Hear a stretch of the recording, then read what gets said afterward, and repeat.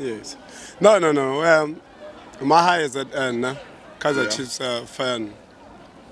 But ngizela ukuzosupport iPirate, na? Okay, bro. Support ibhola actually. Yeah. Thina stand ibhola before sithanda ama Noma yiphi le winako. La eKZN thina we're told Yes. ukuthi support ibhola before i-team. Yes. Lento yenza ukuthi ngisho ngathiwa kudlala umvela sihamba so support. Kudlala iMotsepe siya support, kudlala i-team, i-street ball siya support ngoba sithanda yini ibhola. But iPirate played very well. Yeah. Played very well, wasn't it?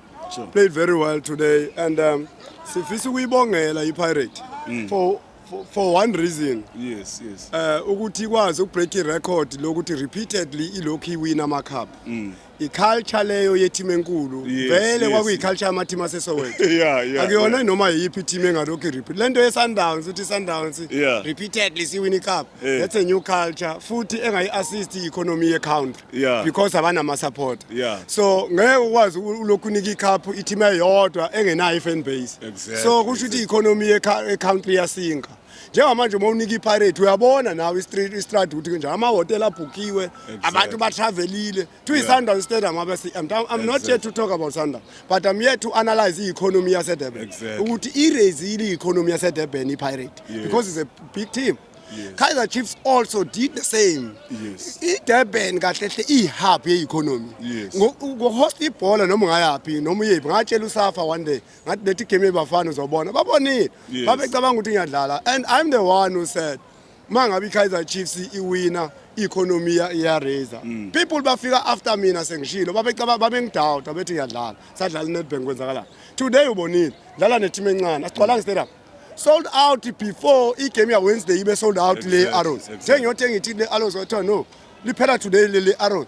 But lelo lifuna le weekend seliphelile long time. Exactly. And ngisizwa amabhakabhaka abogumbi oPansula omkhovi bone bebengisiza benginika amathiki. Thina siphila i-brotherhood system ebholweni ke. Asinayo lento yokuthi i-Chiefs win. Saqala lamagama enifika nawo sisibiza ngabo lamthuthu. Nisibiza ngabo siduma ngabanye.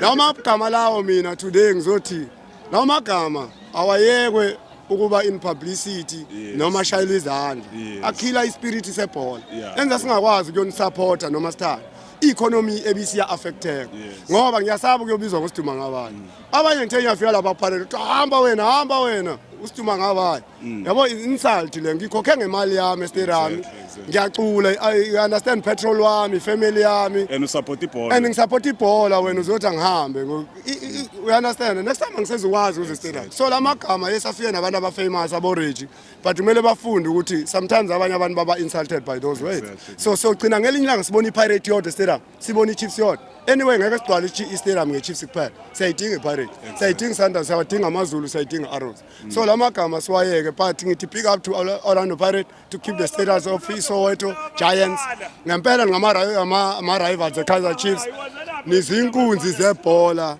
ngiyayivuma iPirate today idlala ibhola futhi ebengili-expectile ukuthi izodlala anyway idlalile Richards Bay ibe competitor ngempela kule cup angeke ngiqamba amanga but man of the match yami Police. Don't get me wrong. I'm not saying Umbokazi was not supposed to be given because Umbokazi was voted by abalaleli. Kodwa uApolice udlala ibhola. Tshela sithanda guys. Brian ngibonga isikhatsi sakho ne. Yes. Nawu mfana wami ufuna ukukhuluma. Khuluma bhola. Uma uvusa